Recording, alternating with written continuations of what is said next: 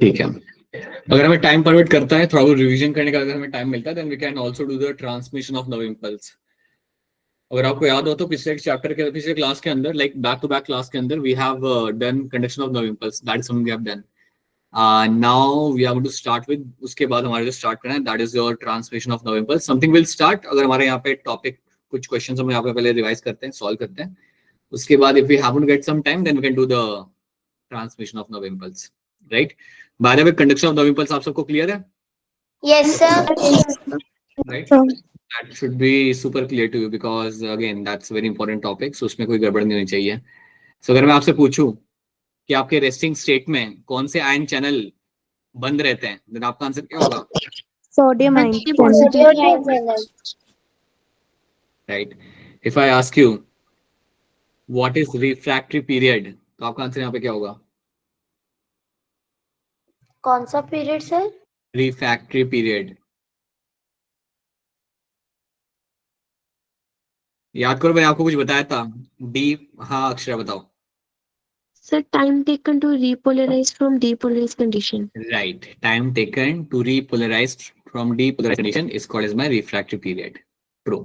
ठीक है, चलो सब एक काम करते हैं, कुछ क्वेश्चन सॉल्व करते हैं in terms of cell the unit of life को लेके। यहाँ पे कुछ सवाल हम यहाँ पे लगा लेते हैं and then we can see something else if time permits. कई सारे बच्चे हमारे साथ लाइक 12th स्टैंडर्ड से यहाँ पे जुड़े हुए, कुछ लोग 11 से भी है यहाँ पे। So let's try to revise few things, question solve करने के साथ साथ। So a major site for synthesis of lipids, इनमें से कौन सा साइट है जहाँ पे होगा लिपिड सिंथेसिस आपका यहाँ पे हो जाएगा? So just wait a minute, I cannot see your hand. एक बार फिर हैंड रेज करना आप लोग।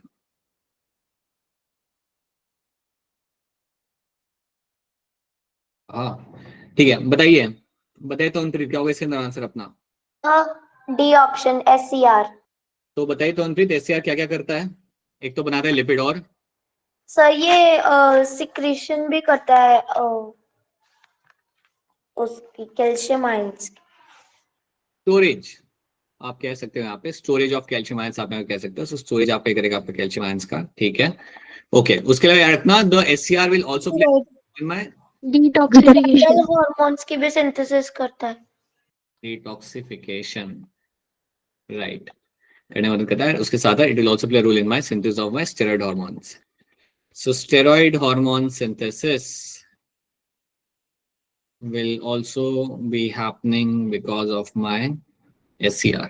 So SCR के कई सारे यहाँ पे रोल होते हैं, lipid synthesis, steroid hormone synthesis, detoxification और storage of calcium ion. So these are the things done by my SCR. On the other hand, RER जो आपको होता है, that is known for what? Generally RER किसके लिए जाना जाता है? Protein synthesis. प्रोटीन सिंथेसिस के लिए आपको यहाँ पे वो जाना जाएगा। चलिए देखते हैं। Which of the following type of plastic does not contain stored food material? इनमें से कौन सा प्लास्टिक आपका यहाँ पे जिसके अंदर आपको stored food material आप यहाँ पे देखने के आपको यहाँ पे नहीं मिलेगा? कौन सा plastic which won't have any kind of stored food material? बस दो लोग, जसनूर बताओ क्या होगा इसका आंसर? Sir A option. तो ये क्या करता है फिर, क्या होता है इसके अंदर?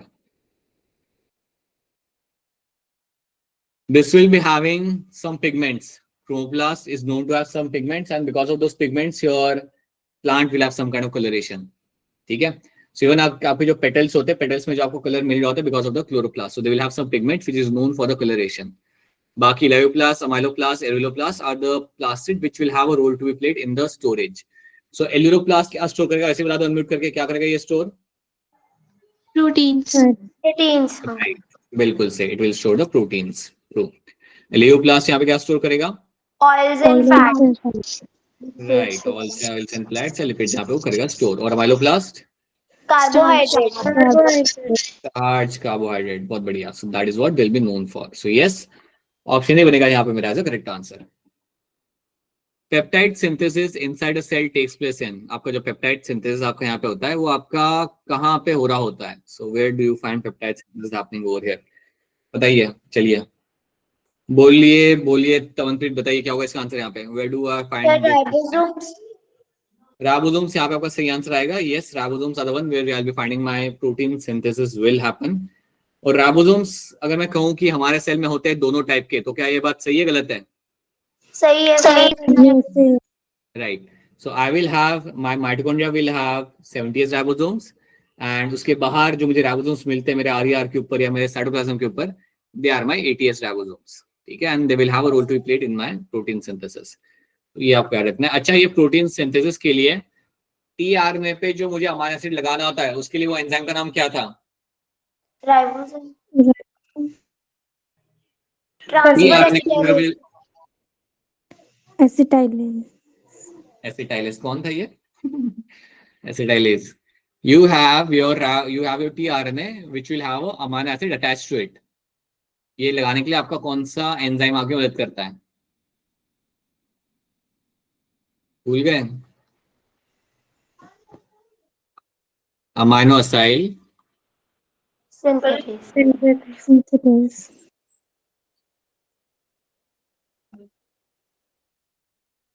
This was enzyme. ये भूलना मत, ये हमने कल ही देखा था, कल ही हमने क्वेश्चन सॉल्व किए थे।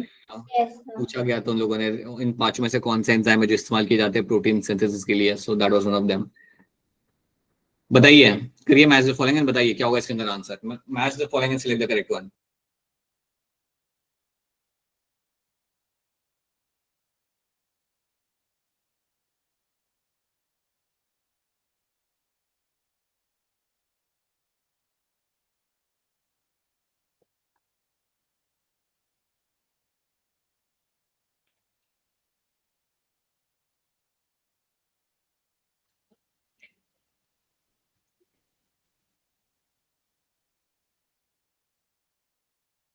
बताइए मोनिका, क्या होगा इसका answer?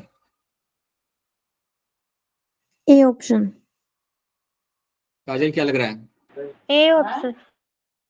Janvi? Option A. Option है आप मुझे यहाँ पे करो, दैट मीन्स आप कह रहे हो कि सेंट्रियोल के साथ मेरा यहाँ पे आएगा बेसल बॉडी। अब कोई मुझे बताओ कि अगर मैं सेंट्रियोल को डिसेक्ट करके ओपन करके ऑब्जर्व करता हूँ तो मुझे उसके अंदर अरेंजमेंट मेरा कौन सा मिलेगा? Perpendicular. 9+0 arrangement. Right, I will have 9+0 arrangement. याद रखना, सेंट्रियोल्स के अंदर you will have 9+0 arrangement. Centrioles के अंदर you will have 9+0 arrangement. On the other hand your flagella will have a different kind of arrangement. तो फ्लैजेला में कितना होता है? 9+2 अरेंजमेंट। राइट, सो फ्लैजेला में आपको मिलेगा आपका 9+2। आप फ्लैजेला गिन लो या अगर आप गिन लो अपना यहाँ पे सीलिया गिन लो, both of them will have a 9+2 arrangement will you see in them. Chlorophyll आपका बिल्कुल आपके यहाँ पे जाएगा आपके थैलेकॉइड के साथ। क्रिस्टे आपका यहाँ पे जाएगा आपका इन फोल्डिंग ऑफ माइटोकॉन्ड्रिया। अगर मैं आपसे पूछूं कि आपकी जो क्रिस्टे होता है that is your inner membrane of mitochondria precisely, यहाँ पे मेरे कौन सा रिएक्शन हुआ करता था? Which part of respiration takes place over here? बताइए। सर क्या पूछा? आपका जो क्रिस्टे होता है माइटोकॉन्ड्रिया के अंदर, इसके ऊपर रेस्पिरेशन का कौन सा इवेंट हो रहा होता है? Krebs cycle.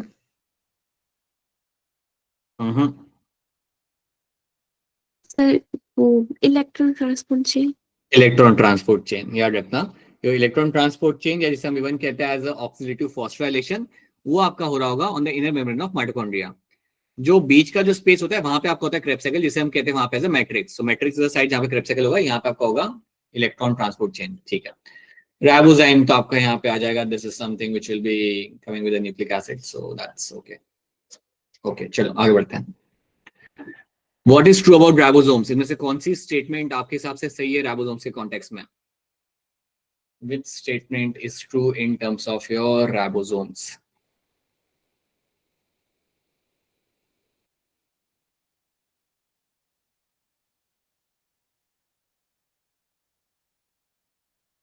हैंडल्स दिख नहीं रहा आप लोगों का। बताइए जसनूर, क्या होगा इसका आंसर? Sir B option.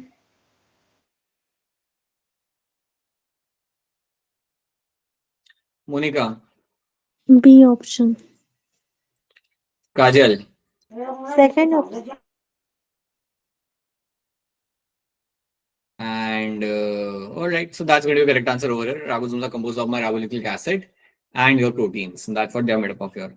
और ये ribonucleic acid आपका कौन सा होता है? What is the ribosome is made up of? कौन से RNA यहाँ पे लगे होते हैं? RNA।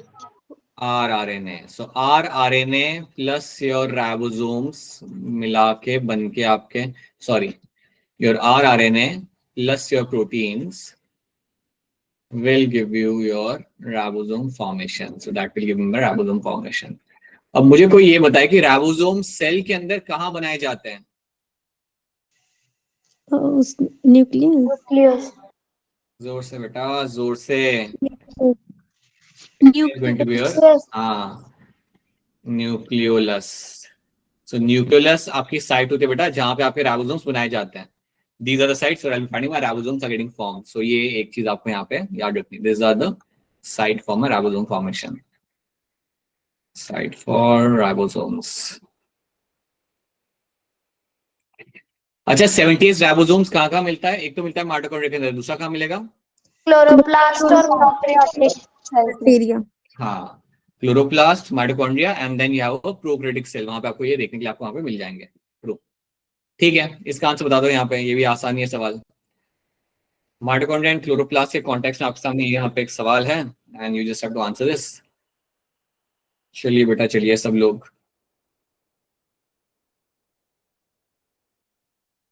बाकी लोग भी ट्राई करिए, सिंपल ही है।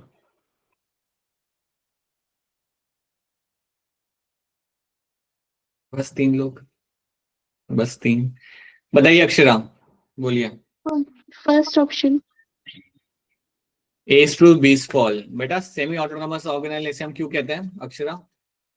सर क्योंकि इनके पास इनका प्रोटीन होता है, इनके डीएनए होते हैं, इनके पास इनके राइबोसोम्स होते हैं। Right, they have their own ribosomes, DNA and protein, and because of that they are my semi-autonomous. ठीक है, बिल्कुल सही। And again, second statement आपके यहाँ false इसलिए because इन्होंने यहाँ पे क्या लिखा हुआ है? Formed by division of pre-existing organelles, and they contain DNA, but they lack protein synthesizing machinery. ये बात इनकी गलत है। DNA भी होता है इनके पास और protein synthesizing machinery भी इनके पास यहाँ पे होती है। So that's why A's to B's false. चलिए, सेलुलर ऑर्गेनल विद मेम्ब्रेन। कौन से ऑर्गेनल यहाँ पे जिनके अंदर आपको मेम्ब्रेन मिल जाएगी? Cellular organelle with membrane is going to be what?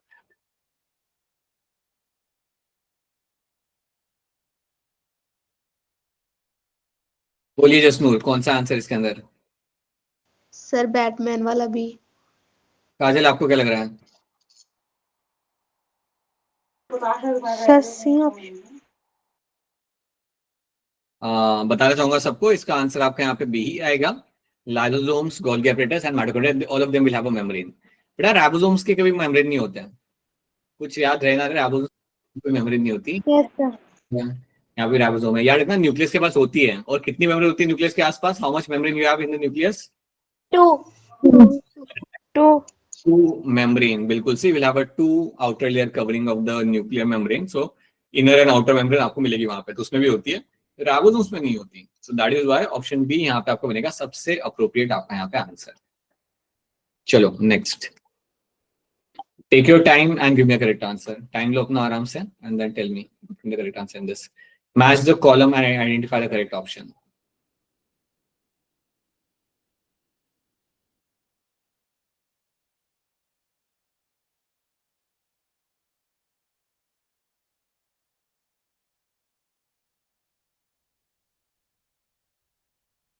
बताइए Monika. Sir option number D, Delhi वाला। Akshara. Fourth option. Jasnoor. Sir Delhi वाला डी। सब लोग डी के साथ एग्री करें या किसी और का कुछ और आंसर है? तो डी ही है। डी है, ठीक है। चलिए देख लेते हैं हम यहाँ पे। तो thylakoid is going to be a flat membranous sac in the stroma, आप ये कह रहे हो। बी के साथ यहाँ पे 4 लगा रहे हो। So cristae is going to be your what? Infolding of mitochondria, ठीक है। Cisternae is going to be your one disc shaped sacs in the Golgi apparatus. अगर आपको गोल्गी एपरेटस याद होगा ना, तो गोल्गी एपरेटस के अंदर आपको 2 चीजें मिलती है। You have a cis region and you have a trans region, अगर आपको याद हो तो।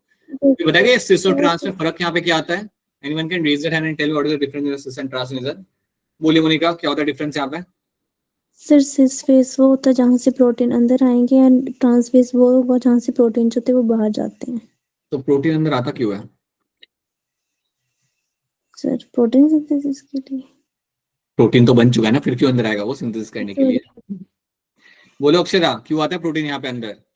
सर उसके अंदर पैकेजिंग होती है वेसिकल्स में। Right. Yes. So you will find packaging of protein will be happening over there, and any kind of modification has to be done on protein, वो भी आपको यहाँ पे हो जाता है. So modification, packaging of the protein can be done in my Golgi apparatus. So ये बात रखना कि Golgi apparatus के आपके दो फेस आपको यहाँ पे मिलते हैं. You will have cis and your particular trans region. So cis region में से आपका प्रोटीन आपका यहाँ पे हमेशा एंटर करेगा और ट्रांस में से आपका यहाँ पे बाहर निकलेगा, वेसिकल्स में पैक करके इसको हम बाहर निकालेंगे. So याद रखना है, Golgi is known for packaging and modification of proteins, biomolecules. They have been doing that. ठीक है, तो yes, ऑप्शन डी बनेगा आपका यहाँ पे सही answer. Which of the following cell organelle is enclosed by a single membrane? इनसे कौन सा होता है जिसका सिंगल मेम्ब्रेन ही आपके यहाँ पे होती है?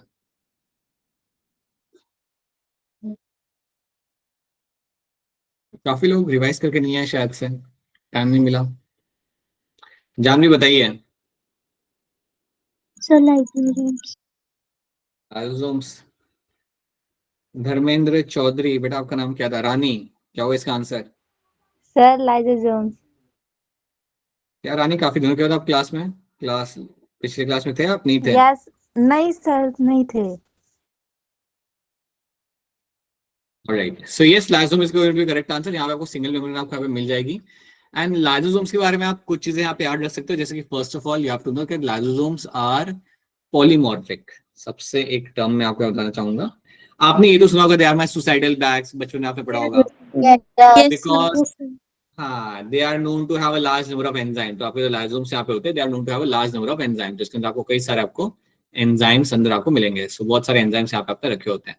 अब ये जो एंजाइम्स आपने यहाँ पे अंदर रखे होते हैं ना, ये एंजाइम्स को एक्टिव रखने के लिए यू नीड सम पीएच. तो कौन से पीएच के ऊपर ये एंजाइम एक्टिव रहेंगे? 4 pH. राइट. सो आपका एसिडिक पीएच के अंदर. So your pH has to be around between 4 to 5, और आपका एसिडिक पीएच के अंदर you will find they will remain active. So ये आपको मेंटेन करना पड़ता है, पीएच आपको मेंटेन करना पड़ता है. कोई बताएगा ये पीएच को हम कैसे मेंटेन कर सकते हैं अंदर? बोलो अक्षरा. H पॉजिटिव आयंस की कंसंट्रेशन को मेंटेन करके. राइट, आप H+ आयंस को अंदर हमेशा भेज सकते हो बाहर से अंदर. इससे क्या होगा कि आपके लाइसोसोम्स के अंदर का पीएच आपके यहाँ पे हमेशा मेंटेन रहेगा. एक बार फिर मैं आपको इस स्लाइड पर बताता हूँ, ये बात प्लीज सब लोग भूलना मत. लाइसोसोम्स के बारे में एक दो बातें आपको याद रखनी है. दैट लाइसोसोम्स की जब आप बात करते हो ना, so you should know that they will have number of enzymes inside them. ये स्पेशली उन बच्चों के लिए जो लोग नए हैं, तो they will have, ये जो बॉक्सेस यहाँ बना रहा हूँ, assume that these are all my enzymes, right? These are all enzymes which are kept in the lysosome. So ये कई सारे मेरे यहाँ पे enzymes होते हैं. आपने पढ़ा होगा इनके बारे में. You also call them as a hydrolytic enzymes. You call them as a hydrolytic enzymes. ठीक है. अब ये जो enzymes मेरे यहाँ पे हैं, इनको एक्टिव रखने के लिए, so enzymes will only remain active. They only remain active आपके एसिडिक पीएच के अंदर. So pH has to be around 4 to 5 के बीच में. इस पीएच के अंदर ही वो आपके एक्टिव रह सकते हैं, और एल्सो एक्टिव आपके यहाँ पे नहीं रहेंगे. सो एक बात आपको यहाँ पे याद रखनी है. दूसरी चीज आप यहाँ पे याद रखना कि आपके लाइसोसोम्स आपके यहाँ पे, they are also called as my polymorphic in nature. कोई बताएगा इन्हें हम पॉलीमॉर्फिक क्यों कहते हैं? बोलिए मोनिका. बिकॉज इनके अलग अलग टाइप्स होते हैं, जैसे कि primary lysosome, secondary lysosomes and autophagic lysosomes and residual lysosome. जो प्राइमरी होते हैं वो किसी भी ऑर्गेनेली वगैरह को मतलब खाएंगे नहीं, किसी भी चीज को नहीं खाएंगे, डाइजेस्ट नहीं करेंगे. जो सेकेंडरी होते हैं वो जो दूसरी ऑर्गेनेली वगैरह होते हैं वो उनको खाते हैं. और जो ऑटोफेगिक होते हैं जो वेस्ट कंटेंट जो होता है वो उसको खाएंगे. एंड जो रेसिडुअल बॉडीज होंगी जो इसके अलावा जो पुरानी वगैरह हो गए होते हैं उनको खा जाते हैं. उल्टा हो गया बस आखिर में. Autophagic is the one which will, वाले को खाएंगे. हाँ, ये जाके खाएंगे उन ऑर्गेनेल्स को जो पुराने हो जाएंगे. वेरी गुड बेटा, वेरी गुड, याद है आपको. So you have autophagic and then you have a residual as well. Residual भी आपको मिल जाएगा. So you have a primary, secondary, autophagic and residual lysosomes आपको यहाँ पे मिलेंगे. सो याद रखना, आपको अलग अलग टाइप के लाइसोसोम्स आपको यहाँ पे मिल जाते हैं.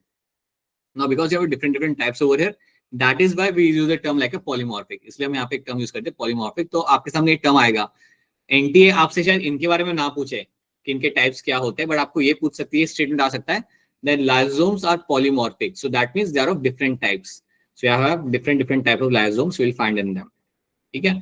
तो प्राइमरी लाइसोसोम बेटा आपका वो होता है जो बिल्कुल नया बना होता है, वो एक्टिव नहीं होता, it is just newly form lysosome. Secondary lysosome is the one जो एक्टिव होता है, जो जाके डाइजेस्ट करेगा, बाहर से कोई चीज आई उसको आके डाइजेस्ट करना हो तो उसको करेगा। ऑटोफेजिक वो होता है लाइसोसोम आपका जो अगर आपके सेल के अंदर कोई पुराना हो गया ना ऑर्गेनेल, समझो माइटोकॉन्ड्रिया पुराना हो गया है, क्लोरोप्लास्ट आपका पुराना हो गया है, तो उसे जाके वो खा जाएगा। सिंपल सा हिसाब है, अगर कोई चीज बहुत पुरानी हो चुकी है, काम नहीं कर रही सही से, उसे आप ब्रेक डाउन कर दो और आप एक नई चीज बनाओ। सो दैट खाने का काम यहाँ पे आपके ऑटोफेजिक लाइसोसोम्स का यहाँ पे हो जाएगा। एंड रेसिडुअल वन जो आपके यहाँ पे होते हैं, they are the one which actually are going to are kept as a garbage bags. इसके अंदर सारा जो वेस्ट होता है इसमें हम डालते हैं, फिर ये जाके बाहर सेल के बाहर छोड़ देगा चीजों को। So this is what you find in my polymorphic lysosomes. एक और बात याद रखना, लाइसोसोम्स के फॉर्मेशन में आपकी हेल्प आपको मिल रही है गोल्गी बॉडी में से। So Golgi apparatus will play the role in my formation of my lysosomes. So ये बात आपको याद रखनी है that Golgi body is the one.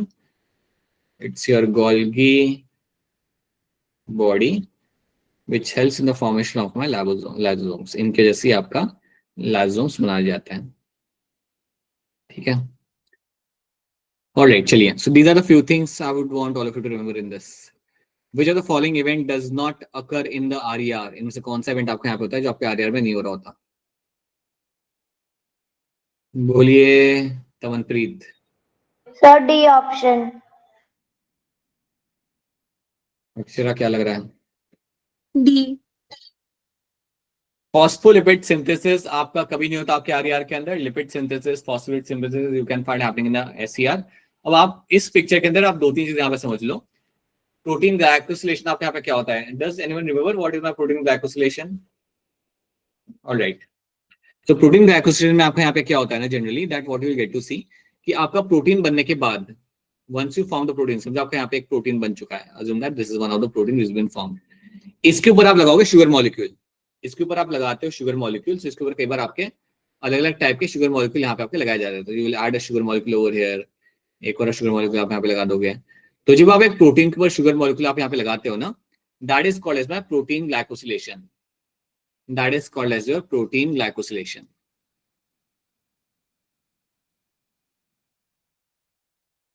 ठीक है, तो इसको हम बोलते हैं आप एज अ प्रोटीन ग्लाइकोसिलेशन, और ये आपका होगा आरईआर के अंदर ही। सो आरईआर के अंदर ये इवेंट आपका होता है। सो आपको पता है कई बार सवाल आ सकता है which of the organelle will undertake glycosylation, तो आरईआर आपका यहाँ पे आंसर बन सकता है। अब ग्लाइकोसिलेशन याद रखना कि आरईआर में भी होता है, and this event also happens in your Golgi operator.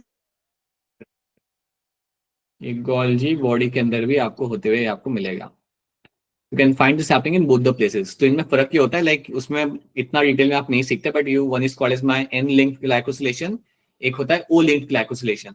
इतना आपको बस बता रहा हूँ, आपको ज्यादा डिटेल में इसको जानना नहीं है, बट ये इवेंट ग्लाइकोसिलेशन वाला जहाँ पे आप क्या कर रहे हो, आप शुगर मॉलिक्यूल लगा रहे हो, these are my sugar molecules. ये शुगर जो मैंने यहाँ पे लगाया ये आपका आरईआर में भी हो सकता है, it can also happen in my Golgi apparatus। NEET में कभी भी दोनों ऑप्शन आपके सामने वो नहीं रखेंगे। अगर आपसे पूछा कि ग्लाइकोसिलेशन कहाँ पे हो रहा है, इधर ऑप्शन में आरईआर होगा या गोल्गी होगा, दोनों साथ में कभी नहीं हो सकता। ठीक है, देन प्रोटीन फोल्डिंग याद रखना, जब आपका प्रोटीन बनता है ना, समझिए आपका प्रोटीन बन गया, अभी अभी आपका एक नया प्रोटीन आपका बन चुका है, it has to undergo folding. इसकी फोल्डिंग हमें यहाँ पे करानी पड़ेगी, and it has to given certain kind of shape. तो जब हम प्रोटीन की फोल्डिंग करते हैं तभी वो फंक्शनल होता है। अगर आपके प्रोटीन की फोल्डिंग सही से नहीं हुई तो फंक्शनल नहीं होगा, और उसको रखने का कोई मतलब नहीं है, उसको आपका सेल ब्रेक डाउन कर देगा। तो ये चीज आपको यहाँ पे याद रखनी है, that protein folding is something which will be happening in the RER, और ये अगेन बहुत इंपॉर्टेंट इवेंट होता है। So this protein folding is also important event. जब तक आप प्रोटीन फोल्ड नहीं हो रहा ना, तब तक वो फंक्शनल नहीं है। एक पता है, एक डिजीज कॉजिंग प्रोटीन होता है जिसे हम कहते हैं अनफोल्डेड एबनॉर्मल प्रोटीन, और उसका नाम आपका होता है प्रायंस। याद है, आपने पढ़ा होगा अपने बायोलॉजी क्लासिफिकेशन के अंदर, that was my abnormal unfolded protein, that was your abnormal unfolded protein। ठीक है, फ्यूचर में हम इन चैप्टर का भी रिवीजन करेंगे। ओके, एक बार नवंबर आपका रैप अप हो गया ना सही तरीके से, once we are done with the annual feature and everything, then we can move on to the those chapters। okay, so these are my protein folding भी आपके यहाँ पे होती है। क्लीवेज ऑफ सिग्नल पेप्टाइड, अब ये जो इन्होंने डाला था ना यहाँ पे स्टेटमेंट, ये नीट के बाहर का है, ये आप जनरली इवन आपके ग्रेजुएशन में भी आप ये नहीं सीखते, you learn this in the third year of graduation, क्या हो रहा होता है cleavage of signal peptide. But आपको जब ये क्वेश्चन आपके सामने अगर आ जाता है, आपको अगर इसके बारे में अगर आपको यहाँ पे नहीं मालूम, if you know cloud it, आपको ये तो मालूम ही है ना वैसे, ये फॉस्फोलिपिड आपका कभी बनता नहीं है इसके अंदर, so you can go with this kind of answer. So ऐसा भी कई बार होता है कि एक दो ऑप्शन लोग आपको ऐसे देंगे जो बिल्कुल आपने सुने ही नहीं होंगे, बट उसको अगर आप इग्नोर करोगे तभी आपको आपका आंसर मिल जाएगा, जैसे आपको यहाँ पे मिल रहा है। तो ये चीज का आपको यहाँ पे ध्यान रखना पड़ेगा। The term glycocalyx is use for, term जो आपका ग्लाइकोकैलिक्स आपका यहाँ पे है, ये किस लिए इस्तेमाल किया जाता है?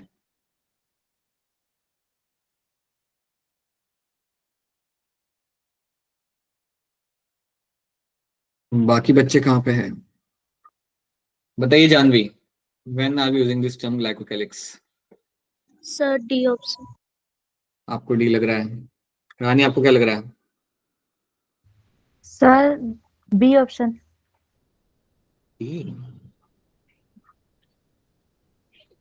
जसनूर? सर डी लग रहा है। अरे डी ही है, a layer surrounding the cell wall of the bacteria. Glycocalyx is a layer you will find it surrounding the cell wall of the bacteria. और ये आपकी दो टाइप की होती है, इधर you will have a slime और you will have a कौन सी होती है? Very good. So you have two kind of layers you will find over there. So that is something you will find. अब एक बात बताओ कि ग्लाइकोकैलिक्स मुझे हमेशा मिलेगा या नहीं मिलेगा बैटरी के नो अंदर? Sir, no sir. हो भी सकता है नहीं भी हो सकता। हाँ, हो भी सकता है नहीं भी हो सकता, तो उसके लिए मैंडेटरी नहीं है वहां पे उसके लिए। कोई बताएगा ग्लाइकोकैलिक्स का काम क्या होता है? What is the role of glycocalyx generally? बोलिए तो अंकुरित। सर ये डेसिकेशन से प्रिवेंट करता है और मतलब वायरसेस और ड्रग से प्रिवेंट करता है, और फेगोसाइट्स होते हैं जो उनसे भी प्रिवेंट करता है, और इसके प्रेजेंस से वो हाई टेम्परेचर को भी विथस्टैंड कर सकता है। Good, right, that's what it does. Very good, ठीक है चलो। Which of the following structure is not found in the prokaryotic cell? इनमें से कौन सा स्ट्रक्चर आपका यहाँ पे है जो आपका प्रोकैरियोटिक सेल में आपको यहाँ पे नहीं मिलता?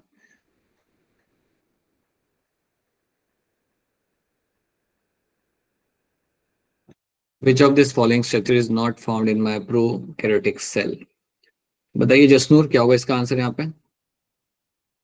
Sir C option. Okay, C आपका यहाँ पे आंसर आ रहा है। अब जसनूर क्या आप मुझे बता सकते हो मेसोसोम्स आपके क्या करते हैं? आपका आंसर यहाँ पे सही है, you don't have nuclear envelope in the prokaryotic cell. Can you tell me what is the role of my mesosomes? Mesosomes आप यहाँ पे क्या करेंगे? Sir DNA replication.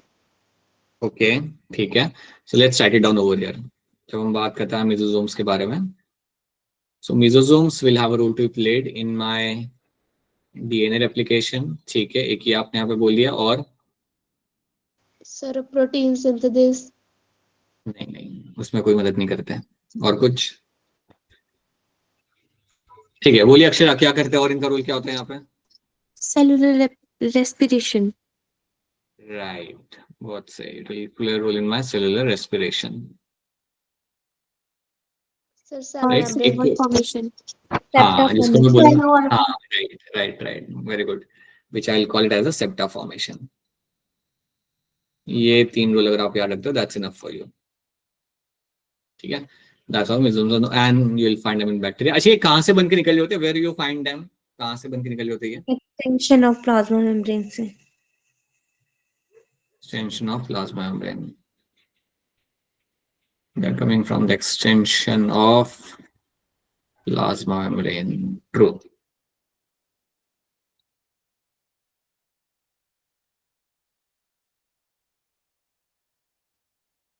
Which is important site for formation of my glycoprotein and glycolipid in the eukaryotic cell?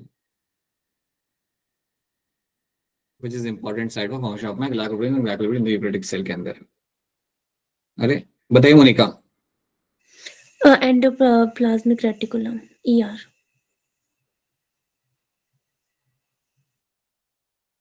बताइए Akshara. First option.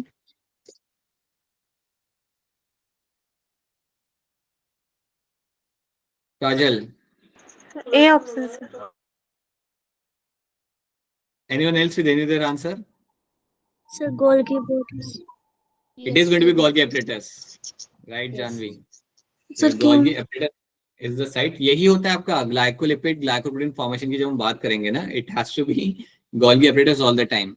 तो basically होता क्या है, जब भी आपके लिपिड्स बनाए जाए, अब एक बात सोचो आप, ईआर के अंदर आपका लिपिड थोड़ी बनेगा वहां पे, अनलेस इट्स एचसीआर, राइट। अब जब भी आपका लिपिड बनता है, प्रोटीन बनता है ना, it will be sent inside the Golgi apparatus, and वहां पे इसके अंदर हम करेंगे यहाँ पे मॉडिफिकेशन, एंड वो मॉडिफिकेशन करने के बाद आपका जो ग्लाइकोलिपिड और ग्लाइकोप्रोटीन बनेगा, it is always getting formed in my Golgi apparatus. So generally आप जब ये बनाते हो ग्लाइकोप्रोटीन एंड ग्लाइकोलिपिड, अगर आपको याद होगा तो they become a part of my plasma membrane, they are something which will go get them attached to the plasma membrane. These proteins, right, these proteins has to undergo O-linked glycosylation, जो आपका होता है Golgi apparatus के अंदर। So याद रखना, glycoprotein glycolipid synthesis always takes place in my Golgi body, ये दिमाग में आप बिठा दो। और मुझे ये भी बता दो इसके अंदर, या मैं आपको बताता हूँ कि आपका जो ग्लाइकोलिपिड और ग्लाइकोप्रोटीन होता है, जो आपका जाके लगेगा आपका प्लाज्मा मेम्ब्रेन के ऊपर, उसका फंक्शन क्या होता है? Cell cell interaction and recognition का। Cell recognition. सेल, हाँ जी, it will have a role in my cell to cell interaction,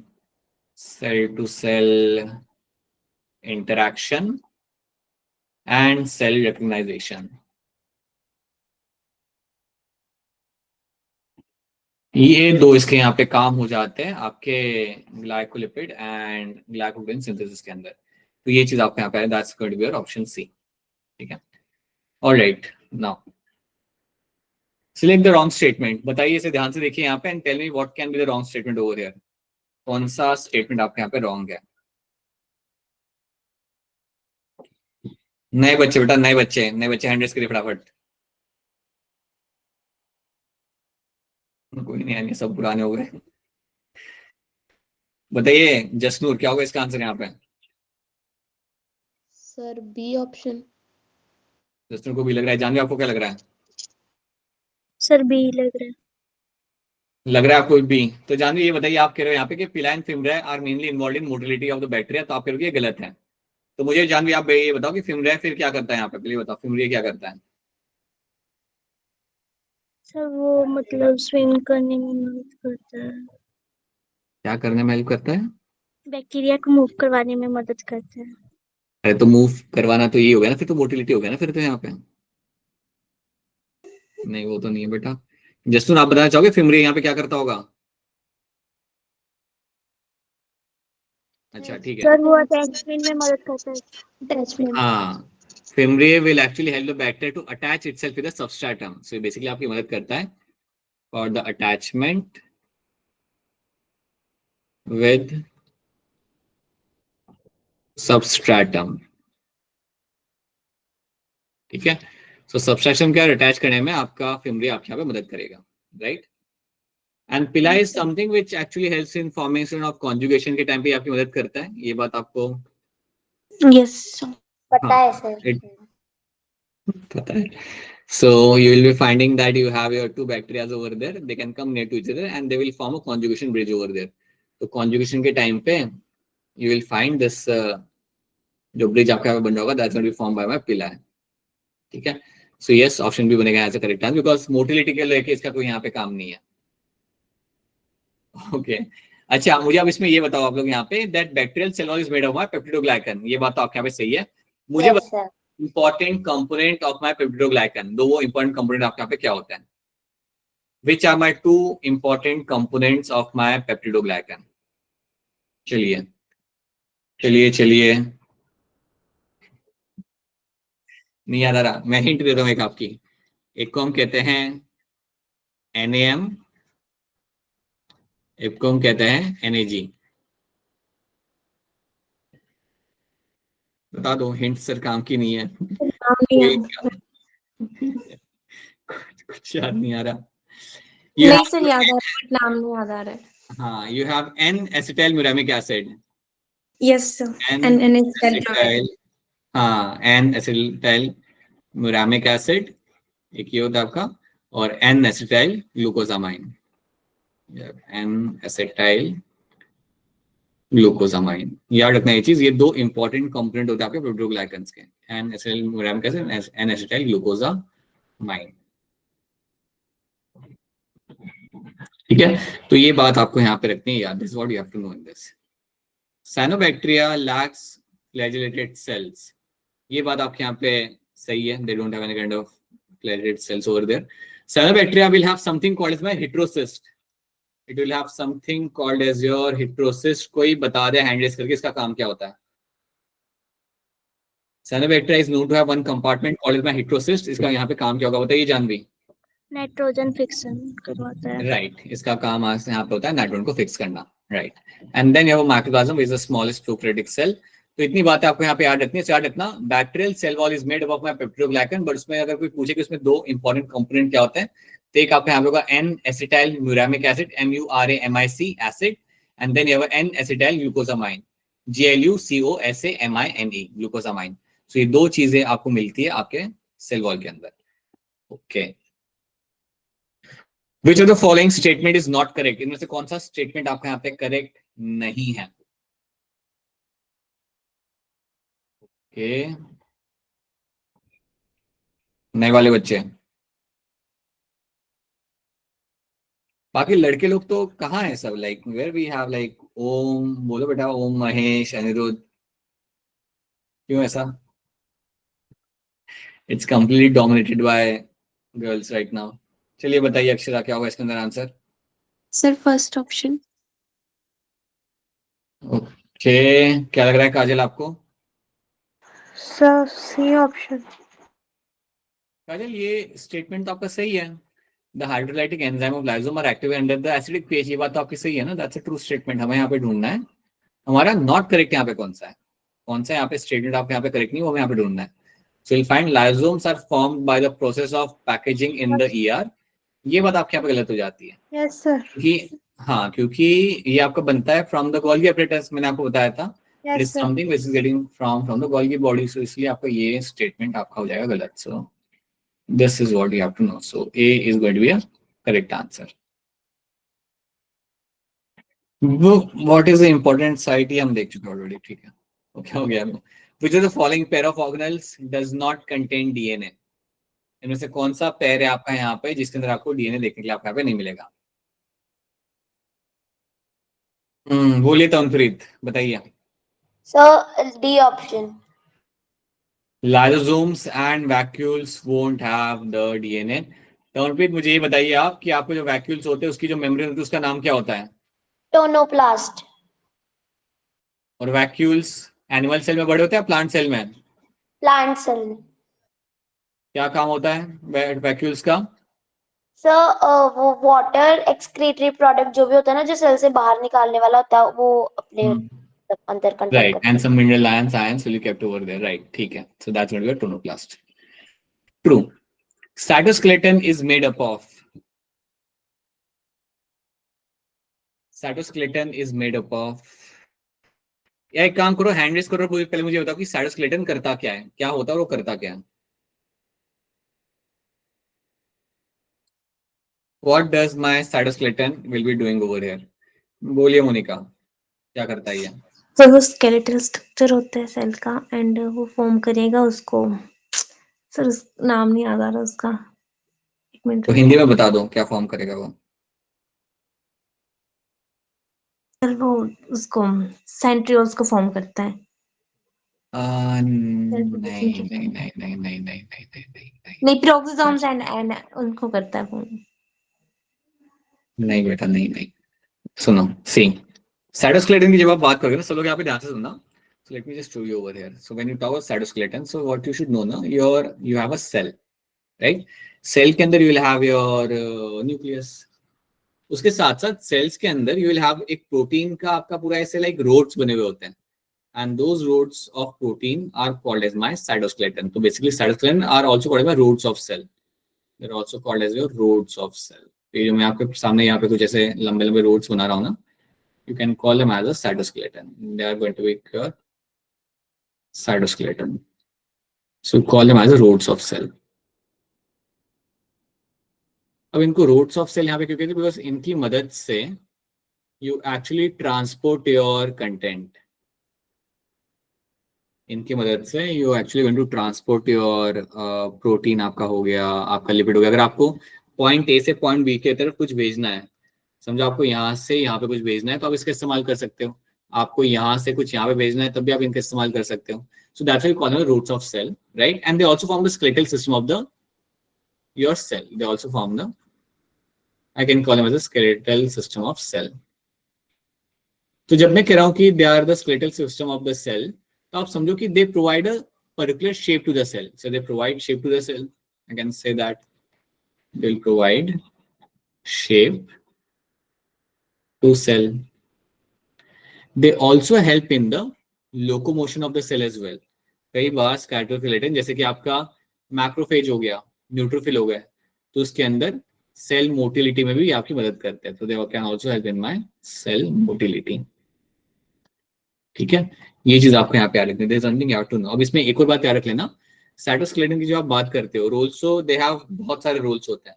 इनको हम क्या करते हैं ना, इनको हम 3 पार्ट से डिवाइड करते हैं. You have something called as your macrotubules, is something called as your microtubules. You have something like your microfilament.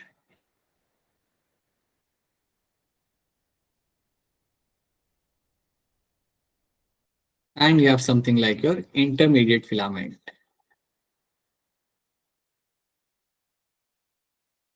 तो अगर आपसे कोई पूछे ना कि साइटोस्केलेटन जो होता है उसमें आपको क्या 3 कैटेगरीज आपको यहाँ पे मिलती है, देन ये 3 कैटेगरीज आपको यहाँ पे याद रखनी है. You have a microtubule, you have a microfilament, and you have an intermediate filament over there. ठीक है, माइक्रोट्यूब्यूल्स में आपको जो प्रोटीन आपको मिलता है ना वहां पे, वो ट्यूबुलिन आपका होता है. अब इतना डिटेल में आप अभी नहीं, बाद में आप खुद से एक बार बाद में पढ़ सकते हो, but don't read this thing right now in detail. But याद रखना, this will have a one protein called my tubulin. Microfilament में you can have your actin, जिससे आप वाकिफ हो, एक्टिन नाम से आप लोग फेमिलियर हो. ठीक है, एंड इंटरमीडिएट फिलामेंट के अंदर you can have multiple proteins आपके यहाँ पे इन्वॉल्व होते हैं. You will have involve of multiple proteins which are involve over there. So these are the 3 categories you have and everyone will have some kind of role. हर एक का कुछ specific role होता है. तो इतना डिटेल में आपको कोई सवाल आएगा नहीं, बट आपको ये 3 कैटेगरीज क्या होती है you should know that. So all these 3 categories are a part of my cytoskeleton. और cytoskeleton आपके सामने नाम आएगा ना, तो पहली चीज याद रखना, they are the roots of cell. इनके इस्तेमाल से आप यहाँ पे ट्रांसपोर्ट कर सकते हो चीजों का, पॉइंट ए से point B within the cell. If you have to transport you can do that. So transportation के लिए इनका यहाँ पे इस्तेमाल किया जाता है. उसके साथ they provide the shape to the cell and they also help in the cell motility. तो काफी चीजें यहाँ पे की जाती है. सो ट्रांसपोर्ट तो हो गया आपका, उसके साथ साथ और भी 2 पॉइंट्स आप यहाँ पे किए जाते हैं. This is what all of you should remember about the cytoskeleton. ठीक है, चलो नेक्स्ट देखते हैं. Vacuoles in plant cell. So vacuoles के कॉन्टेक्स्ट में आपके सामने 4 स्टेटमेंट है, आपको बताने की कौन सी स्टेटमेंट यहाँ पे आपकी सही है.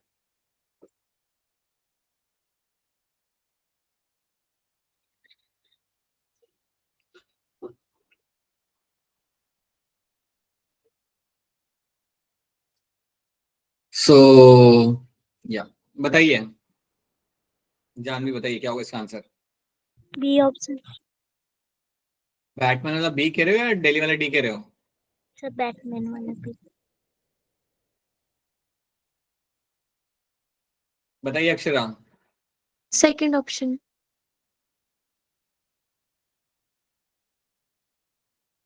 नहीं. Fourth option. Jasnoor. Fourth option. हो गया. जसनूर अब कंफ्यूज हो गया आप लोगों की वजह से.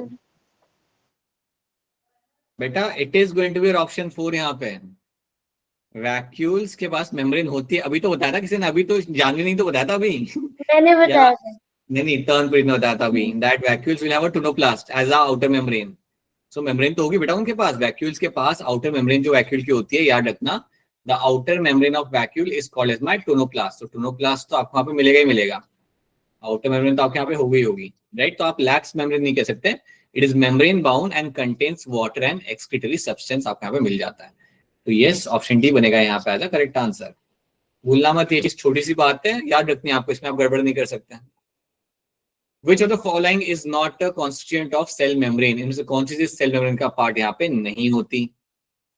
बोलिए मोनिका, बताइए. B option. बोलिए तवनप्रीत. B option. तवनप्रीत, क्या आप मुझे बता सकते हो कि कोलेस्ट्रॉल का काम क्या होता है सेल मेम्ब्रेन के अंदर.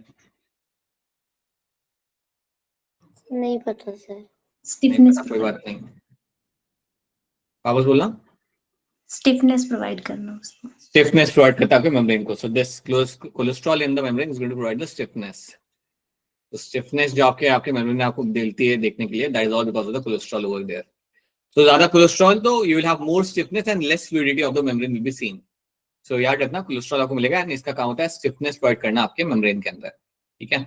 फॉस्फोलिपिड आप यहाँ पे जानते हो, ग्लाइकोलिपिड आप यहाँ पे जानते हो, they have their roles, these are the things. Proline नहीं होता मेम्ब्रेन के अंदर, नहीं होता। बेसिकली प्रोलिन आपका एक अमाइनो एसिड है, वो आपको नहीं मिलता मेम्ब्रेन के अंदर, ठीक है। Element necessary for middle lamella, अगर मैं मिडल लेमेला बना रहा हूँ प्लांट के अंदर, so between the plants, so what is a element necessary for that.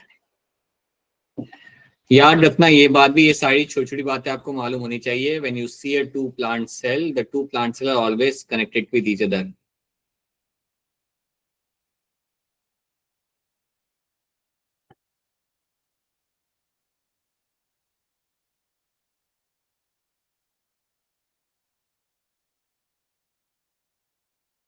So this is something you will find in the center, right? And that is going to be called as my middle lamella. अब बता दो इसका answer, बताओ जानवी क्या होगा इसका answer यहाँ पे। Sir calcium. कैल्शियम आपका यहाँ पे सही आंसर है। And this is something which is also called as made up of my calcium pectate. ये आपने पढ़ा होगा, सुना होगा, देखा होगा। This going to be your calcium pectate, यहाँ पे आपको मिल जाता है। That is going to be your middle lamella, ठीक है। That is what you find in the between the cell walls. True. अच्छा, इनमें से कौन सा एलिमेंट आपका होता है जो आपका आ रहा होता है कॉपर 7 में से, और वो क्या कर रहा होता है, और वो क्या कर रहा होता है? कॉपर 7 से कॉपर आता है, तो वो सप्रेस करता करता है क्या है? स्पर्म मोटिलिटी को फीमेल जेनिटल ट्रैक्ट में। Right, that's your copper over here. ठीक है, ठीक है, right. Polyribosomes are aggregate of what? Polyribosomes किसके एग्रीगेट आपके यहाँ पे हो जाते हैं? बताइए अक्षरा, बोलिए। Fourth option. Right, several ribosomes are held together by string of mRNA। बिल्कुल सही, that's going to be your polyribosomes. ये तो हमने मॉलिक्यूलर बेसिस में भी एक बार कहीं ना कहीं इसको हमने देखा था, ठीक है। अच्छा, कोई बताएगा पेरोक्सिसोम्स क्या कर रहे होते हैं? Anyone can tell you what are my peroxisomes are known for? They are called my microbodies, हम कहते हैं यहाँ पे सेल के अंदर। Anyone can tell you what my peroxisomes? एक दो रूल बता दो, कोई बता सकता है तो बोलिए मोनिका। सर ये डिटॉक्सिफिकेशन में हेल्प करते हैं लीवर में स्मॉल अमाउंट में, जैसे कि कैटालेज एंजाइम को वो कन्वर्ट कर देते हैं हाइड्रोजन पेरोक्साइड में। Catalase enzyme will convert my H2O2 into H2O। Yes sir. H2 is my hydrogen peroxide, ठीक है। हाँ, so this is going to be your hydrogen peroxide, और इसको हम यहाँ पे कन्वर्ट करते हो। This hydrogen peroxide is getting converted into your H2O and O2, and this conversion is something which is happening with the help of my catalase.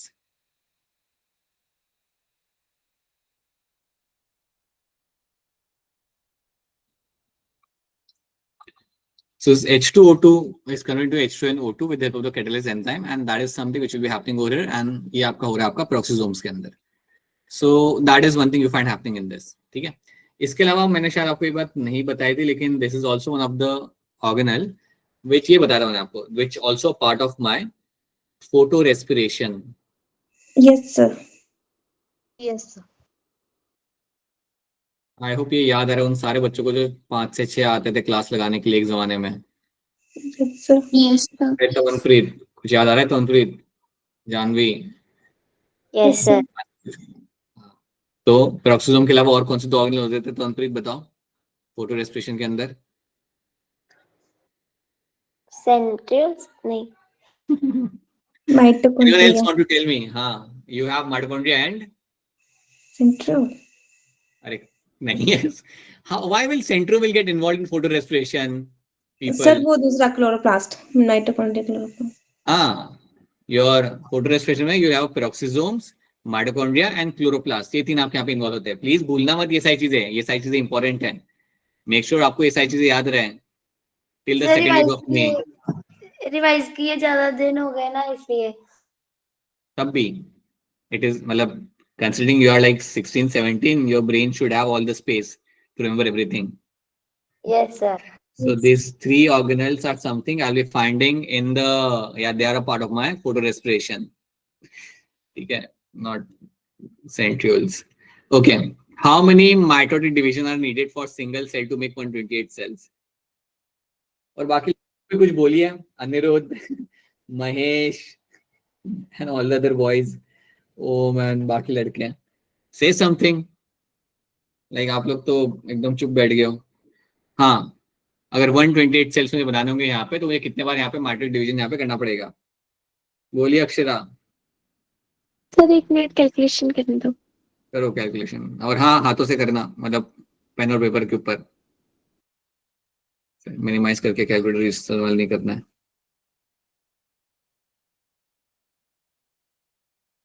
रुक जाओ बेटा, सबको करने देते हैं हम लोग पहले. कर लीजिए, चलिए कर लीजिए. अगर 128 सेल बनाने होंगे तो आपको कितना डिवीजन करना पड़ेगा?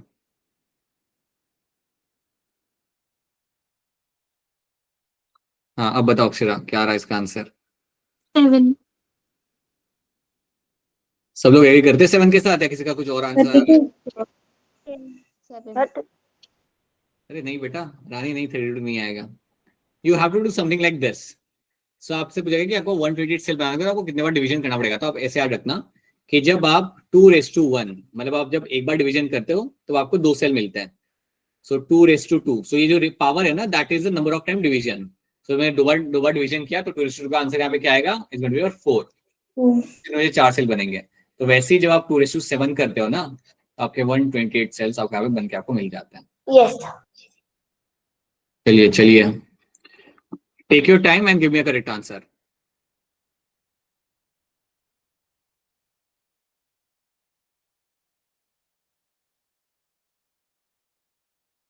अनिरुद्ध बताइए. बैटमैन वाला भी. ओहो, बैटमैन. ठीक है, बताइए रानी, क्या होगा इसका answer? Sir option B. Tamanpreet. Sir, B option. Right, चलिए चेक कर लेते. बी आपका यहाँ पे check कर लेते. कौन है डी? कौन कह रहा है? Sir, Monica. मोनिका डी कह रही है. राइट मोनिका, ठीक है, पहले हम बी चेक कर लेते हैं, फिर डी की तरफ देखते हैं यहाँ पे. सो ज़ैगोटिन आपका यहाँ पे जो आएगा, ज़ैगोटिन स्टेज में आपका यहाँ पे आपका होगा सिनेप्सिस. ये बात तो यहाँ पे सही है, सिनेप्सिस आपका ज़ैगोटिन स्टेज में ही होता है, राइट. सो एक के साथ आपका 4 ही आएगा, तो आप एक के साथ यहाँ पे 2 क्यों अटैच कर? नहीं सर, कुछ नहीं सर, मैंने गलत देख लिया था. हाँ, then you have a pachytene stage. Pachytene stage आपका होता है, उसके अंदर आपका यहाँ पे होगा आपका crossing over. This is a point where I will be finding मारा. This is the time when you find your DNA get exchange over there, right. Then you have a diplotene stage. तो diplotene stage के लिए यहाँ पे कहा जा रहा है, this is a stage where you will find that X shape structure is form, that's your chiasmata, जहाँ पे आपका पॉइंट ऑफ अटैचमेंट सिर्फ आपका क्रॉसिंग ओवर आपका रहेगा आपके दो होमोलोगस क्रोमोसोम्स के बीच में. So that's your chiasmata over here. And then your dikinesis, that's the last point, that's your terminalization. एकदम टिप से आपके अटैच होंगे आपके यहाँ पे दोनों chromosomes, that's your terminalization. So yes, option बनेगा यहाँ पे करेक्ट आंसर. चलो, ये तो आसान सवाल है, इसका आप आंसर दे सकते हो. The correct sequence of phase of cell cycle is going to be what? कौन सा आपका यहाँ पे करेक्ट सीक्वेंस आपका यहाँ पे हो जाएगा? बताइए रानी, बोलिए. Sir option D. दिल्ली वाला डी कह रहे हो ना आप? Yes sir. Aniruddh. Sir option first. Jasnoor. Sir A option. A option बेटा आपका यहाँ पे सही आंसर होगा. G1 phase, S phase, G2 phase and then you have the M phase. ठीक है, तो ये आपका बनेगा आपका correct sequence for cell cycle. ऐसा क्वेश्चन आया तो ये तो गलत नहीं करना चाहिए आपने, इसे करना सब लोगों ने. अगर एग्जाम में आया वापस ये क्वेश्चन तो it's a very simple question. So you have a G1 phase, S phase, G2 phase and then you have the M phase. ठीक है, अब इन सारे फेज में से कौन से फेज के अंदर आपके सेंट्रियोल्स बनते हैं? S phase. S phase. S phase में बनेंगे. S phase में you should know that S phase is the site when I'll be finding my DNA replication will happen. और यहाँ पे आपके सेंट्रियोल्स भी बनाए जाएंगे. ठीक है, so central duplication and your DNA replication will be happening in my S phase. ठीक है, this is something you have to know. बाकी आपका प्रोटीन सिंथेसिस और वो सब तो आपका जीवन में भी होता है, G2 में भी होता है, प्रोटीन आरएनए सिंथेसिस। ओके, अब ये बताओ कि आपका जो एम फेज होता है that's your mitosis, that's your actually mitosis, ये कितना टाइम लेता है एक्चुअल माइटोसिस होने में? 1 hour। और बाकी ये 3 ये पूरा 23 hour। 23 hours। 24 तो टोटल मिला के होता है मैडम, ये आपका लेगा सिर्फ आपके यहाँ पे 23 आवर्स। नहीं, मैंने 95% ऑफ द सेल ड्यूरेशन बोला। Alright. So that is what you have to know. So a large amount of time is spent in my interphase and only M phase is my mitosis, जहाँ पे आपका बना रहा है यहाँ पे आपका लगेगा। ठीक है, cells in the G0 phase is going to be what? बताइए अनिरुद्ध, क्या होगा इसका आंसर यहाँ पे? Option B. ऑप्शन बी अगर आप करेक्ट आंसर कर लो, म्यूट कर लो। Exit the cell cycle. Now tell me the cells which are going to be there in the G0 phase अभी आपके बॉडी के अंदर। बोलिए Akshara. Cardiac cells. Right. So cardiac cells are the one which are going to be there in the G0 phase and they won't be dividing right now. True. So that's going to be your option B यहाँ पे. True. चलो. Some dividing cell exit the cell cycle. Tell me what can be the answer over here. बोलिए अंशिका। अरे sorry Monika. Sir M phase. Samanpreet. M phase। Jasnoor Janvi. A option। M phase. Right of time phase will be finding this will attend the your G0 phase के अंदर आके आपका वो अटक जाएगा, रुक जाएगा. That's a quiescent phase over here. Colchicine is an inhibitory chemical which does what? Colchicine जो आपका यहाँ पे होता है ये बेसिकली आपका कर क्या रहा होता है? बोलिए बोलिए, कोई नए बच्चे बताएंगे अब। रानी बताइए। Sir C. क्या लग रहा है Akshara? Third option. I think सब लोग यहाँ पे एग्री करेंगे। It is going to be option C यहाँ पे। It prevents the spindle fibre formation. अब मुझे ये बताओ कि अगर मैं ऐसा करता हूँ कि मेरा सेल डिवीजन वहां पे स्टार्ट हो चुका था and then I have added the colchicine over there, तो क्या इससे मेरे सेल के अंदर क्रोमोसोम का डबलिंग मैं कर सकता हूँ? No sir. सर क्या बोला? क्या मैं क्रोमोसोम का डबलिंग कर सकता हूँ? सर किस स्टेज में? Yes, कर सकते समझो आपका G2 स्टेज में आप आ गए। G02 नहीं, सॉरी आप आ गए, आपके एम फेज में आ गए। समझो माइटोसिस, आपने मेटाफेज स्टार्ट कर दिया और जैसे आपका मेटाफेज स्टार्ट हुआ ही था आपने डाल दिया अपना कोल्किकाइन, अपने आप पे डाल दिया। Yes sir. तो नहीं होगा सर। तो सर वो तो एस फेज में पहले ही हो गया ना। हाँ लेकिन मैंने एम, हाँ ठीक है, एस फेज में हो गया, G2 फेज में हो गया, मैंने एम फेज में जाके उसे रोक दिया। सो मैंने अपने माइटोसिस को यहाँ पे रोक दिया। Mitosis is not happening now क्योंकि मैंने अपना डालिया कोल्किकाइन, तो स्पिंडल फाइबर तो वहां पे रुक गए, अटक गए। So do I have more number of chromosomes now? No sir. उतने ही रहेंगे सर। नहीं। नहीं रहेंगे?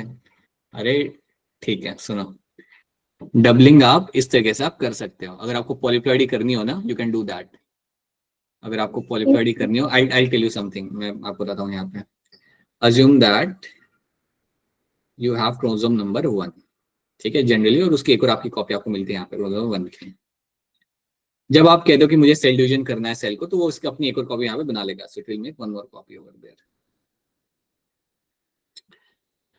तो हम क्या बोलते हैं कि क्रोमोसोम नंबर आपके यहाँ पे चेंज नहीं हुआ, लेकिन डीएनए का कंटेंट आपका बढ़ चुका है। दैट्स व्हाट वी से ना कि क्रोमोसोम नंबर आपका ये इज माय क्रोमोसोम 1 यहाँ पे, दिस इज माय एक और कॉपी। दैट्स व्हाट वी से। अब ये सब आपका चालू हो गया था, लाइक ये सब आपका हो गया था एंड आपका मेटाफेज स्टार्ट हुआ। उसके बाद मैंने यहाँ पे कोल्किकाइन डाल दिया, उसे वहां पे रोक दिया। अब कोल्किकाइन डाल के जब मैंने सब चीजों को यहाँ पे रोक दिया ना, तो एक टाइम के बाद पता है क्या होगा? ये चारों यहाँ पे अलग हो जाएंगे। All 4 will get separate from each other. और अगर ये चारों, मतलब आपने सेल डिवीजन को वहां पे रोक दिया और थोड़ी देर के बाद या 1-2 दिन के बाद आप वहां पे आके देखोगे तो all 4 of them have separated from each other. अगर मेरे ये चारों यहाँ पे सेपरेट हो जाते हैं तो यहाँ पे नंबर ऑफ क्रोमोसोम मेरा बढ़ चुका है ना अब तो यहाँ पे। बोलिए मोनिका। सर ये सेपरेट कैसे हुआ, क्योंकि स्पिंडल फाइबर तो बना ही नहीं, तो फिर इनको अलग कैसे नहीं हुआ? नहीं नहीं नहीं, स्पिंडल फाइबर का काम क्या होता है? पूरे क्रोमोसोम को खींचना, मतलब आपके क्रोमेटिड को वहां पे खींचना, राइट। लेकिन आपने उन्हें वहां पे बनने ही नहीं दिया। ये जब आपका बन रहा था ना, राइट, जब ये आपके बन चुके थे, उसके बाद मेटाफेज आपका स्टार्ट हुआ, तभी आपने वहां पे उसे डाल दिया। तो आपको like you haven't allowed to spindle fibre to be formed, right. तो आपका ये कहना है कि सर ये तो आपका सेंट्रोमियर यहाँ पे ब्रेक कैसे हुआ, और आपके ये अलग कैसे हुए यहाँ पे? ये यस आपका सवाल सर। आपका काफी जायज है यहाँ पे, right. So once you stop the mitosis and you allow the cell to remain over there for a certain amount of time, then you can add your own synthetic chemicals over there and you can separate those cells, you can separate those chromosomes. तो अब यहाँ पे जो मेरा एक single chromatid था, they are all will behave like a separate chromosome जब मैं अपना कंटेंट वहां पे डालता हूँ, when I add my own content over there, जिससे आपके सेंट्रोमियर यहाँ पे डिसॉल्व होगा। अब ये जब आपका किया जाता है, ये करा इसलिए जाता है ताकि आप एक सेल बना सको which will show the polyploidy. Suddenly आपका 2n सेल जो आपका यहाँ पे है वो आपका 4n आपका यहाँ पे हो चुका है। और ऐसा करा कब जाएगा? जब मैं चाहता हूँ, when I am creating the plant in the lab by doing my tissue culture, तब ये किया जाता है। So you can do that. बोलिए मोनिका। सर तो ऐसा पूछा होगा ना कि अगर कोई सिंथेटिक सेल आपने बाहर से डाला है तब डिवाइड करेंगे, अगर ऐसा क्वेश्चन हो कि वो डाल दिया नहीं, ऐसे नहीं आएगा। अगर आपको ये सवाल आ सकता है कि आपका will I find can the colloquium can be used to create a polyploid in the cell, you can get this kind of statement। इस चैप्टर में, या इस चैप्टर की अगर मैं बात करूं स्पेसिफिकली इस चैप्टर के कॉन्टेक्स्ट में, तो आपको ये आएगा इसके अंदर कि कॉल्सिगेन डालने के बाद आपका वहां पे क्या हो रहा है। Then you have to tell them कि मेरा वहां पे माइटोटिक स्पिंडल मेरा वहां पे अरेस्ट हो जाता है, दैट्स वन थिंग। या ये चैप्टर में आपको ये पूछा जाएगा कि जब मेरा क्रोमोसोम का डबलिंग यहाँ पे होता है, या जब मेरा एस फेज होता है, तो क्या मेरा क्रोमोसोम का नंबर यहाँ पे बढ़ेगा? The answer is no. Chromosome का नंबर मेरा उतना ही रहेगा वहां पे, मेरा डीएनए का कंटेंट यहाँ। तो मैं आपको एडिशनल चीज बता रहा हूँ जो आपने देखी है when you see the your, हमारा वो कौन सा चैप्टर था जिसमें हम डिस्कस करेंगे, हमारा टिश्यू कल्चर, ह्यूमन वेलफेयर वाला chapter. Yes when you create totipotency, micro propagation की जब हम बात कर रहे थे, तो जब लोग वो सब कर रहे होते हैं ना, they can actually create diploidy, they can actually create a polyploid in the cell. मैंने आपको ये बात बताई हुई थी कि कमर्शियल वीट जो आपका होता है, जो हम इस्तेमाल करते हैं, वो आपका 6n है, दैट इज योर हेक्साप्लॉइड। तो हेक्साप्लॉइड बनाया ही गया है, it has been made, so you can do such thing as well. तो ये बात आपको यहाँ पे याद रखनी है, ठीक है। बाकी जनरली अगर आपको क्वेश्चन आता है that after the S phase the number of chromosome are going to double, the answer is no. Chromosome number आपका सेम ही रहेगा हमेशा, वो सेम रहेगा, आपका डीएनए कंटेंट आपका डबल हो सकता है, that's what you have to remember, ठीक है। तो ये बात है, this is only a special case, this is a case which you do when it comes to your tissue culture। अगर आप कर रहे हो, so वो टाइम पे you can do this kind of thing, you can be done to create the polyploidy। और याद रखना polyploidy का बड़ा फायदा होता है प्लांट में, अगर आप polyploidy अगर आप कर रहे होते हैं, इसका बड़ा फायदा होता है यहाँ पे, ठीक है। During meiosis 1 the chromosome starts pairing at, meiosis 1 के दौरान आपका क्रोमोसोम यहाँ पे कब पेयर करना आपका यहाँ पे चालू करेगा। चलिए बेटा, बाकी लोग भी बताइए, बाकी बच्चे भी जो हमारे साथ हैं यहाँ पे जुड़े हुए हैं, they can raise their hand. बोलिए बोलिए, तमनप्रीत बताइए क्या होगा इसका आंसर यहाँ पे। Zygotene. Zygotene stage, I hope सब लोग इसका यहाँ पे एग्री करेंगे, Jasnoor, Janvi, Yes, Monika, sir. Everyone, that's going to be your zygotene stage. यहाँ पे आपका होता है आपका पेयरिंग ऑफ क्रोमोसोम्स, ठीक है। इनको अरेंज कर दो, arrange the following events of meiosis in a correct sequence, सही सीक्वेंस के अंदर आप इन्हें यहाँ पे करेंगे arrange. Take your moment and arrange them correctly, और सही से करना, गलत मत करना।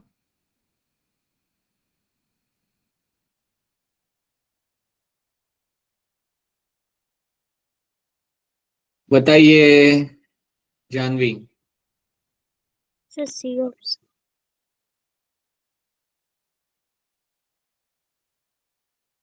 Akshara, sir fourth option. Monika, और Delhi. Tamanpreet, D option. Rani, sir D option. Jasnoor, sir Delhi वाला डी। ठीक है। अब यहाँ पे ध्यान से देखो, सो पहले आप कह रहे हो यहाँ पे that आपका यहाँ पे होगा सिनेप्सिस, दैट्स ट्रू। और सिनेप्सिस मेरे कौन से स्टेज में होगा? जाइगोटीन। हाँ जी, जाइगोटिन स्टेज में ये होगा आपका, right. Then you will have, so that's the second one, then you have a first crossing over उसके बाद आपका यहाँ पे होगा ट्रू। क्रॉसिंग ओवर मेरे कौन से स्टेज में होगा? Packeting Then I will find terminalization of Chas meta will be happening over here. ये आपका कौन से स्टेज में होता है? Dikinesis. डिप्लोटीन, पक्का? Dikinesis. Dikinesis में डिप्लोटिन पे होता है। स्टार्ट होता है। यस अरे नहीं, it will be happening in diakinesis, याद रखना। नहीं सर, टर्मिनलाइजेशन जो आपका होता है डाइकाइनेसिस। सर डिप्लोटिन पे डिप्लोटीन स्टार्ट हो के, जाता है ना और डाइकाइनेसिस पे एंड होता है ना। नहीं नहीं नहीं नहीं, ये मत करो आप, नहीं। सर मैंने बुक में पढ़ा था। मेरी बात सुनो, मैंने भी आपको पढ़ाया था ये चीज। डिप्लोटीन के अंदर you should know one thing very clearly, that in the diplotin stage you will have this X-shaped structures are being seen over there, and what you find over there is that now your chromosomes are attached to each other from the point of crossing over. That is what you find. That is when you will get to see your Chas meta formation will be seen in that. कि आपके जो दोनों chromosomes आपके यहाँ पे attach है, they're attached from the point of crossing over. That is the diplotin stage. ये आपके यहाँ पे diplotin stage है। जब आप बात करते हो डाइकाइनेसिस की, तब आपको स्पेसिफिकली याद रखना है that you will find terminalization of Chas meta will be happening. That means कि अब मेरे दोनों क्रोमोसोम में आपके यहाँ पे दोनों एक दूसरे के साथ सिर्फ टिप से अटैच है। They're only attached from the tip. So जो मेरा जो पॉइंट ऑफ अटैचमेंट था ना, पॉइंट ऑफ क्रॉसिंग ओवर, वो आपका जा चुका है टुवर्ड्स द टिप। क्लैरिटी रखो इस चीज की बिल्कुल कि कहाँ पे क्या चीज आपकी हो रही है। That will be my dikinesis. और वैसे ही आपका वो हुआ, उसके बाद आपका अगला इवेंट आपका यहाँ पे होगा, that is your disappearance of my nucleus. ये कौन से स्टेज में होता है? Diplotin. Prophase. Ending of prophase and starting of metaphase. This is also happening in my dikinesis. Terminalization of Chas meta, disappearance of my nucleolus, and also your disappearance of my nuclear membrane. ये सब आपका यहाँ पे होगा. This is the end part you will find happening in this. So you'll find 2, 1, 3, and 4. This is what you find happening in this. So option D बनेगा बेटा यहाँ पे करेक्ट आंसर, C नहीं बनेगा आपके यहाँ पे, आपने ये आगे पीछे यहाँ पे कर दिया. This will be happening in the last. So आप ये मान लो कि सब कुछ हो जाएगा और फिर लास्ट में फिर आपका न्यूक्लियस जाने लगेगा और फिर आपके लास्ट में जो जाएगा वहां पे that's going to be your nuclear membrane. यहाँ पे आपका in a real sense आपका प्रोफेज खत्म हो रहा है. So this is these are some of the like last events which are happening. Disappearance of nucleus, disappearance of your nuclear membrane, and that is when you will say मेरा prophase 1 अब मेरा यहाँ पे खत्म हुआ, and now you are preparing for my metaphase 1. So that's going to be your option D. बताइए इसका answer यहाँ पे क्या होगा? Number of chromatid at a metaphase is going to be what? कितने क्रोमैटिड आपको मिलेंगे मेटाफेज के अंदर?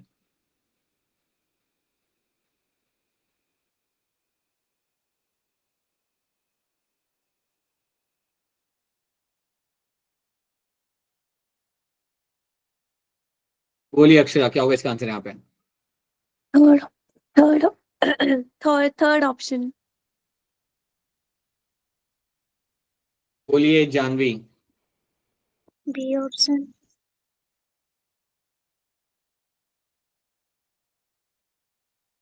Okay, Kajal. Sir second option. Ramanpreet.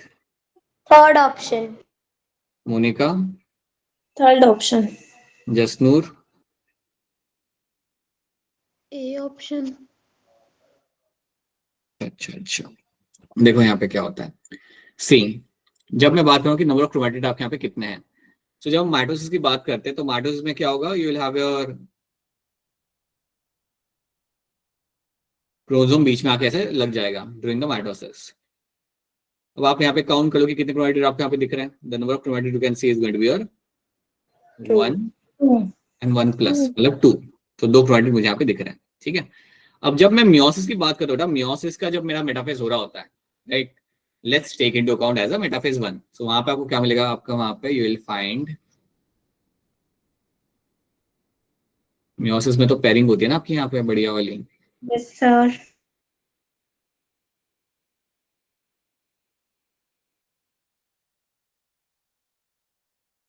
Now you have to see how many chromatids you can observe over there. So now if you just count the chromatids, you have 1, 2, 3, 4. 4।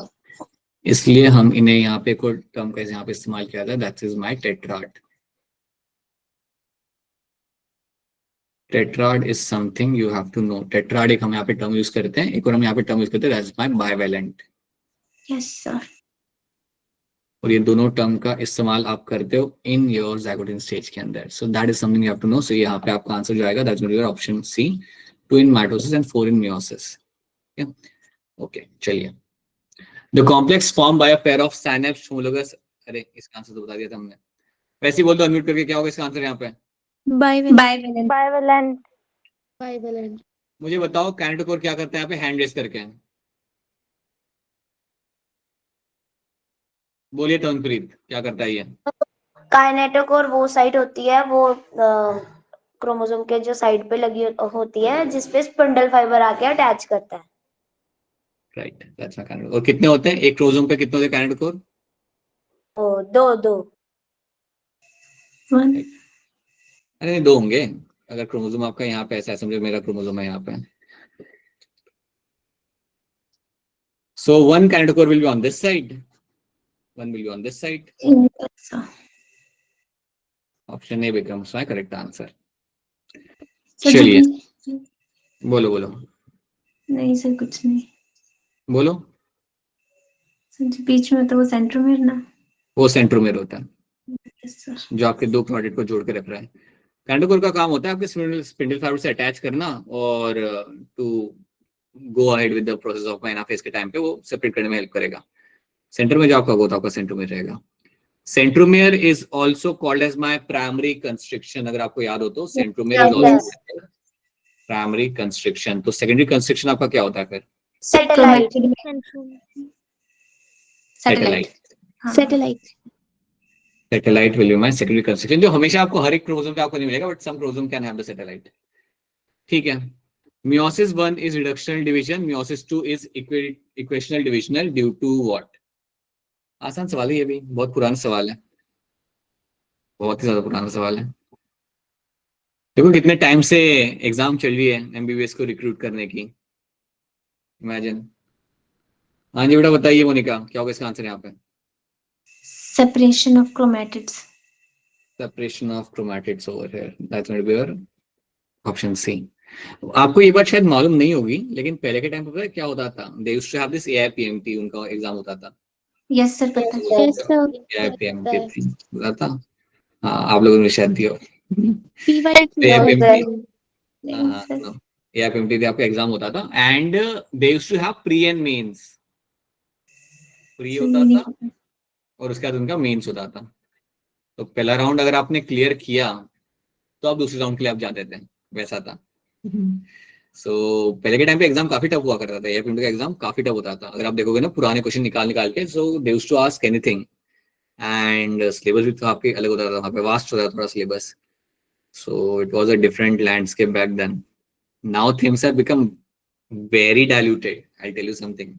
ये NEET जब आया ना 2016 से, उसने काफी चीजें वो कर दी. उसके बाद तो अब तो many chapter have been deleted now. So things have been different right now what used to be before. ठीक है. So that is something we have done. तो यहाँ पे आपने कुछ चैप्टर के यहाँ पे आपने कुछ क्वेश्चन अपने आप पे सॉल्व कर लिए. You are done with this. So now you will be giving the test directly. So ये 2 चैप्टर आपने कर लिए. I will share with you. कुछ लोगों ने मेरे साथ माइंड मैप्स मांगे थे, वो आपको कल सुबह तक मिल जाएंगे. So I'll be sharing those mind maps with you, and so you will be targeting this 3 chapters, ना, like 2 chapters आपके ये 2 हो गए, and then it's your option. Either you go for a cockroach वाला chapter, which is a small chapter, or you can go for the anatomy of flowering plants. अगर आपका 12th अच्छे से हो गया है तो, अगर 12th का कुछ बाकी है तो पहले वही कर लो, क्योंकि 12th से भी आपका एक certain portion आपका आएगा. रूल सिंपल है. 12th में से make sure that you don't lose out any question from that particular part. और 11th में से 3 चैप्टर पढ़ के जाना, जिसमें से 2 आपके ये होंगे और एक आपके चॉइस का. आई वुड रिकमेंड कॉकरोच वाला चैप्टर. ये 3 करके जाओ, अच्छे से रिवाइज कर लो, माइंड मैप से देख लो, क्वेश्चन सॉल्व कर लो, and get your marks. Try to get as good as marks as possible. ठीक है. बार में अगर आप 290 300 अगर आप लेके आते हो, देन बाकी सब्जेक्ट में अच्छा स्कोर अगर आप ले आते हो, then you go beyond 500 550. That's what we want. So that's what we will have to do. ठीक है. So yeah that's it from my end. So that is what we have done. आपके साथ yeah I will be sharing the mind map for the remaining chapter as well. हाँ जी मोनिका बताइए, बोलिए. Sir जब ज्यादा क्वेश्चन करके जाते हैं ना तो गंदा स्कोर आता है ना, और जब कम क्वेश्चन करके जाते हैं तो ठीक आ जाता है स्कोर. सर मेरे साथ भी ऐसे होता है. ठीक स्कोर मतलब what is the score you get. ठीक is what, let's say what score. जैसे कि 146 आ गया 148 इतना इतना आ जाएगा। और जब ज्यादा क्वेश्चन लगा के जाते हैं तब आता है कि लगता है कि नहीं काफी अच्छा स्कोर आएगा, और तब काफी कम आता है। नहीं अच्छा, मुझे मुझे लगता है आपका कभी इतना स्कोर कम आया है मोनिका। बायो की अगर मैं बात करूँ तो बायो में तो आपका स्कोर 280 270 मैंने देखा हुआ है, 150 160 तो कोई देखा भी नहीं मैंने। नहीं सर, अभी लास्ट टेस्ट नहीं हुआ था, उसमें भी कम था। ये चैप्टर टेस्ट की बात कर रहे हो आप? Yes sir. What happens in chapter, हाँ चैप्टर टेस्ट में तो हाँ चैप्टर वो तो मैंने देखा था काफी कम आ गया था। See I tell you one more thing है what happens in this chapter test में। जब एक ही चैप्टर से जब कई सारे क्वेश्चंस आते हैं ना, तो उसमें ये होने के चांसेस थोड़े ज्यादा होते हैं। But when you see this same thing happening with the पूरा वास्ट सिलेबस अगर आपका हो वहां पे, then you will find the frequency of finding this thing happening is going to be less. बहुत कम ऐसा होगा कि आपने बहुत ज्यादा क्वेश्चन वहां पे कर दिया, मतलब हो सकता है कुछ बच्चों के साथ, बट काफी कम बार ऐसा होता है कि आपने बहुत ज्यादा क्वेश्चन वहां पे कर दिया और सडनली आपका स्कोर वहां पे कम आ गया। What मोनिका स्पेसिफिकली आपके साथ जो मैंने अभी यहाँ पे देखा है that you have been getting a score of like 270 280 आप यहाँ पे लेके आते हो इन योर एमटी के अंदर, that's what you get in biology, specifically biology के अंदर। तो वहां पे you have to push it to and you have to bring it around like 300 320 तक आप उसको वहां पे पुश करना है, that's what you have to do.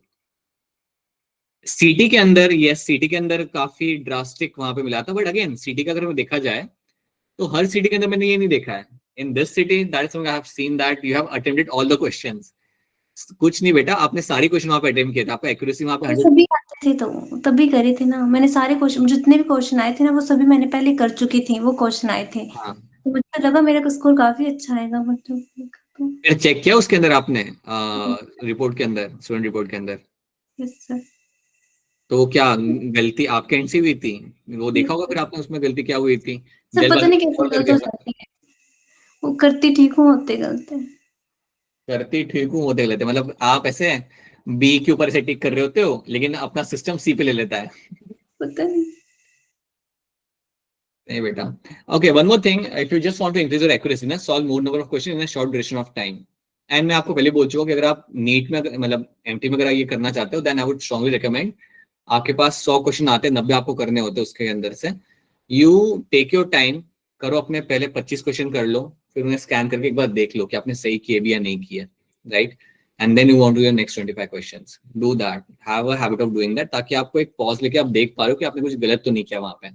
अगर आप ये करोगे then at times will come across कर ये तो मैंने गलत कर दिया था, and then you can fix that thing, you can do that.